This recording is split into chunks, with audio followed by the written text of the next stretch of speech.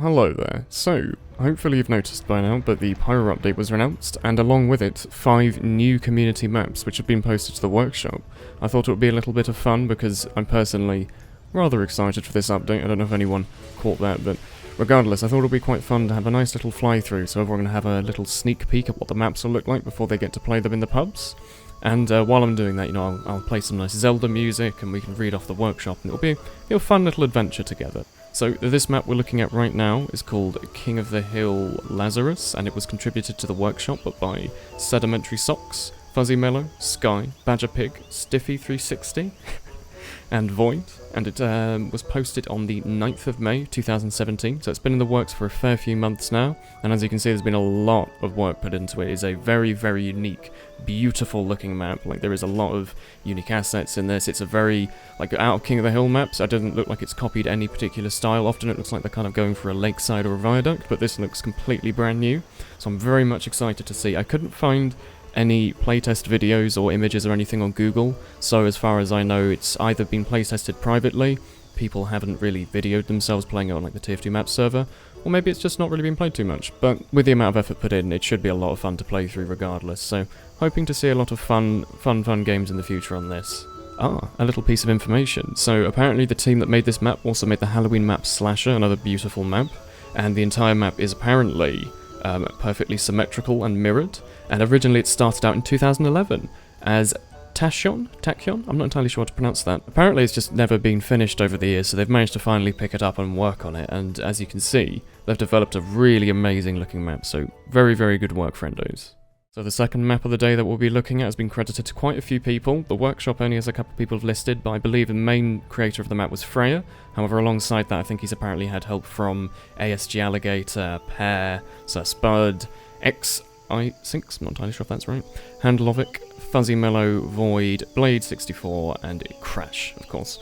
And if by the looks of the map, it looks like it's a continuation of CP Kaiku, I think it was called, a map that was played in Sixes good few years ago. I think it came out around 2014, and I believe it was renamed to White Rock because people couldn't pronounce it, or they just decided to rename it. But regardless, it looks like he's developed the map into a really, really pretty looking jungle theme map, and just by the looks of it, it looks like it'll be quite a decent looking capture point map. The original Kaiku was actually an alright map. Actually, thinking back, I believe it was played in a Highlander Experimental Cup.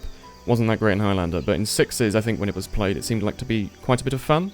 The map, I believe, was a 2CP, meaning it's a bit like Gorge, where you kind of have to cap one, and then you cap there last, and there's not much more than that. There's one stage, so it's quite a fast-paced map for the most part. Max time, I could probably go 10-15 minutes, and by the looks of it, looks like to be quite a good pub map. I don't see any really, really big sniper sight lines, I don't see any really awful-looking sentry spots that they probably haven't covered up, so quite excited to see how this actually gets played in a casual setting. The next map we're going to be looking at is Banana Bay, a map that has been credited to Void, Blade, Pear, Stiffy, Fuzzy Mellow, Freya, and Neo Dement. It is a Payload race map, which actually I've played a little bit of. The THG pub in Europe plays it a little bit, and from what I've seen, it's very, very similar to Hightower in that no one really pushes the cart. It's very much a DM map. It's quite small, there's a lot of spam, and I think there's a lot of spots that spies can stair-stab you on and stuff, but other than that, it's quite an interesting new Payload race map. Again, quite small, but it has a very, very fun capping mechanic that once you've pushed the cart to the end, a bit similar to Cactus Canyon, you have to push it into the train that arrives and goes toot toot, and then you cap. Apparently they wanted to create a rotationally symmetrical map, so probably quite a lot of work went into this to try and make it symmetrical. It's quite difficult to make something like this with all these, curvy paths and everything, and all these different levels, trying to make that symmetrical. Probably quite a bit of work, so good job, friends. Also, the map is absolutely beautiful. Not very many maps in the game that have any remote ocean theme, if at all, I'm thinking about it. This might even be the first update that they're introducing maps like this, so quite exciting to see if this one ends up being like another, deathmatch map, basically. I'm not sure exactly it'll be the antithesis of competitive at this point, but, we'll see. The fourth map that we'll be looking at is King of the Hill Brazil, a map that's been played actually a little bit in UGC. I think 4v4 played it in Season 3 and Season 9, I believe, and I actually got a little bit of playtime on it. And from my experience at the time, it was like a really, really good map to run Pyro on. There weren't too many health packs around, so it was fairly easy to just set someone on fire with a detonator, and they take a lot of afterburn damage. It's quite a lot of fun, and also you could push people into the pit, so that was a pretty huge part of the map. It'll be quite interesting to see how this plays in casual though, because it's not a tiny King of the Hill map by any stretch. It's got a lot of height, it's very, very much symmetrical, and it's like there's probably a lot of capabilities for soldiers jumping up top, shooting rockets down, people putting stickies into weird places, minis hiding in bushes, that kind of thing. But regardless, quite an old map, so it's quite nice to see it finally get included into the game after all these years, and hopefully it ends up being quite fun to play on.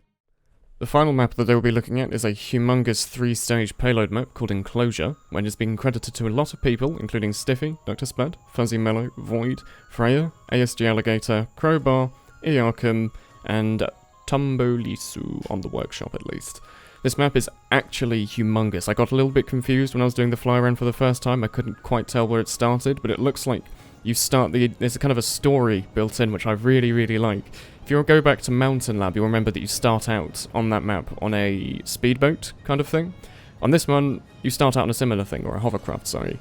You start out, it looks like you get your payload cart from like a factory or something, you push it all the way to one of these hovercrafts, you take it across the water between stages, and then from that stage you take it all the way to some mines, and at the end of those mines you take it all the way finally into the enclosure right at the end, where there is something very spooky hiding behind some giant metal doors. So it's quite exciting. The map is actually humongous. The amount of effort that must have gone into this is, I can't even fathom. It looks like it's been worked on since around October 2016, may or may not be correct, but this is based off the TF2 maps thread, and out of all the maps I think it's probably my favourite. Visually it's got a lot going on, it's beautiful, there's a lot of detail put in. Even everything just from a little piece of rock will have a lot of moss growing off of it, or you go into the tunnels and there will be little things hidden behind cages and meshed fences, and it's beautiful. I can't wait to like run around this map, hide in a corner and just kind of poke out and go, you know, whoo, and go all wild, because people won't quite understand the map yet. The fact that this is getting into the game, this feels like such a community map, quintessentially. Like, if you normally think of the normal maps in game, they're fun. Like, I love Badwater and Upward, but they're very much simple. You go from point A to point B, payload cart's pretty much straight, and there's one or two flanks peeking off of it. This map seems like it's got a lot of turning corridors, a lot of flanks, a lot more flanks than you'd expect at least, so it looks like there's going to be quite a lot of variety of playstyles that you can use on this. It's not going to be a map like Badwater, where basically there'll be points where they're pure chokes, you can't just run around with a back burner. It will be a point where, you know, you can detonate a jump or jetpack or whatever, that'll be exciting. And, you know, hide inside a palm tree and then jump down on someone. That sounds like it would be something quite exciting to do, so I'm hoping to see quite a lot of videos in the future from various people, you know, exploiting the map to their best of their knowledge. So, finally, huge props to everyone on TF2 Maps who's been working on these maps over the last couple of months, the last couple of years. It looks like it's come to some fruition because they've all gotten in game, they're all beautiful maps. Hopefully they all play as well as they look, and that'll be all I think for today. Thank you all very much for watching. I appreciate it's quite different from the kind of content I normally put out, but I really wanted to do something to do with the update, because I'm quite excited. And this is an idea I came up with. I thought people might like a little bit of Zelda music and a little bit of map foreknowledge, so do let me know how you think about the update, and how you think about the video, and all that, you know, wild stuff. Anyway, I'll say thank you all very much for watching, and I will see you all next time. Goodbye.